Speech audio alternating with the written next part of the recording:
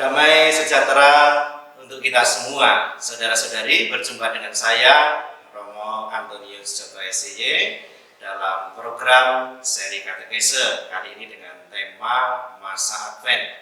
Saudara-saudari yang terkasih, sengaja saya mulai dari sini, dari altar yang sederhana ini, supaya saudara-saudari juga melihat ada beberapa benda atau simbol yang kurang lebih kalau kita tahu makna artinya, itu juga sungguh baik ketika kita mempersiapkan diri pada masa Advent ini. Misalnya begini, ini ada lilin warna ungu, lalu ini ada taplak altar ungu sebenarnya, mungkin tidak terlalu kelihatan dari situ. Lalu kalau misalnya Romo pakai stola ini, warna ungu begini,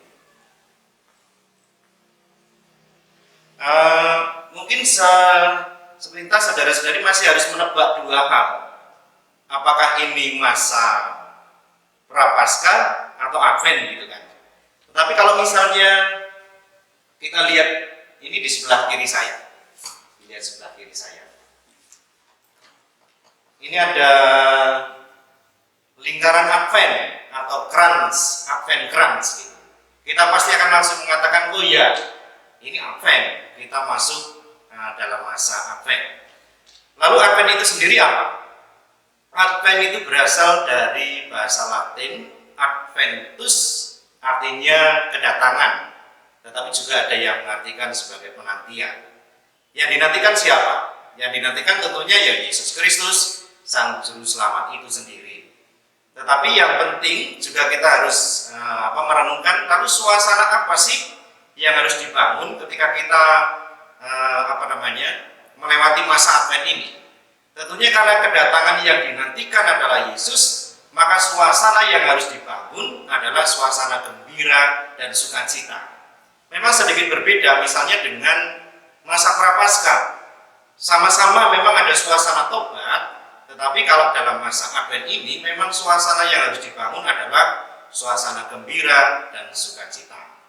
Nah, saudara-saudari yang dikasihi oleh Tuhan, masa Advent ini memang disediakan oleh Gereja Kudus pertama-tama memang sebagai persiapan untuk menyambut kehadiran Tuhan pada perayaan Natal, tetapi sekaligus juga menjadi masa persiapan bagi kita untuk menyambut kehadirannya yang kedua pada akhir zaman nanti. Lalu singkatnya sebenarnya adalah begini, masa Advent ini menjadi persiapan perayaan Natal di dunia, tetapi sekaligus juga persiapan perayaan Natal nanti di surga. Lalu, bagaimana dengan liturgi Advent itu sendiri?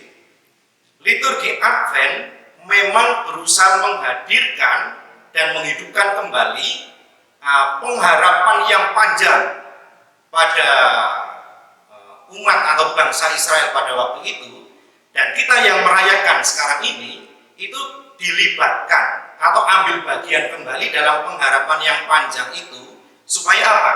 Supaya kita juga memiliki kerinduan yang sama, mempersiapkan kehadiran Yesus, tetapi yang kedua pada akhir zaman nanti. Lalu pada masa Advent ini nanti kita akan melihat dua tokoh sentral yang utama. Siapa mereka? Yang pertama adalah Bunda Maria, lalu yang kedua adalah Yohanes Pembaptis. Bunda Maria akan mengingatkan kita akan pentingnya iman dalam masa penantian ini. Sedangkan Yohanes Pembaptis akan membantu kita bagaimana membangun suasana tobat selama menantikan kehadiran Yesus. Nah, saudara-saudari yang terkasih, ada satu hal juga yang harus kita renungkan begini. Masa Advent ini menjadi kesempatan yang bagus bagi kita untuk melihat kualitas diri kita. Dalam arti relasi saya dengan sesama saya, relasi kita dengan orang lain, relasi kita dengan Tuhan, hidup doa kita, ekaristi, pelayanan kita, dan macam-macam lah. Saudara-saudari bisa membuat list. Tetapi kita juga perlu sadari begini, keterbukaan kita untuk mengolah hidup kita tentunya nanti juga akan mendatangkan buah, dan buahnya itu pasti pencerahan hidup. Apalagi kalau itu dilengkapi dengan sakramen tobat. Tetapi memang pada masa pandemi ini kita agak kesulitan untuk itu. Tetapi saya kira nanti dalam situasi yang sudah agak normal, kalau memungkinkan silahkan datang kepada imam untuk juga menerima sakramen ini. Nah, saudara-saudari yang terkasih, ada satu hal lagi yang perlu kita jawab. Sebenarnya apa sih yang paling kita butuhkan untuk melewati masa Advent ini? Menurut saya, ada satu hal yang perlu kita jawab, yaitu soal komitmen atau soal niat. Seringkali kan kita semangat di awal, tetapi tidak bisa menyelesaikan dengan baik. Karena apa? Karena kita tidak punya komitmen, tidak punya semangat di awal yang bagus. Jadi awal masa Advent ini seperti kita menekan tombol start gitu. Ini kan kalau kita kendaraan itu kalau tidak ditekan ya nggak bisa jalan. Dan ini kan tergantung dari niat, tergantung dari keinginan kita. Apakah kita mau menekan, memulai ini dengan baik atau tidak. Misalnya soal pengolahan diri. Kadang-kadang kan kita mengatakan begini, saya ingin menjadi baik selama masa Advent ini supaya nanti saya merayakan Natal dengan baik. Saya akan berhenti merokok. Tapi ternyata itu juga cuma di mulut saja. Kalau tidak dilaksanakan, tidak dimulai, ya biasanya hanya mimpi saja. Atau hal-hal yang lain, kita bisa melihat sendirilah. Seringkali kelemahan kita justru di situ. Tidak punya niat, tidak punya komitmen yang kuat untuk itu. Nah, saudara-saudari, saya kira ini menjadi kesempatan yang baik bagi kita. Memang ini sulit, saya tahu. Apalagi kalau itu berkaitan dengan hal-hal yang penting dan besar. Tetapi saya kira ketika kita membuka hati terhadap penyertaan Allah, menjadi pribadi yang rendah hati, selama masa Advent ini nanti kita akan dituntun untuk sampai berjumpa dengan Yesus. Lalu terakhir kita bisa melihat ini. Ini tidak akan pernah ketinggalan ada. Ini Advent Krans atau lingkaran Advent. Ada maknanya enggak sih Romo? Oh ada. Misalnya ini. Selalu dibuat lingkaran. Ya agak peot-peot sedikit sih biasanya, tapi ya enggak apa-apa. Tetapi lingkaran mau menandakan ini sesuatu yang tidak pernah putus.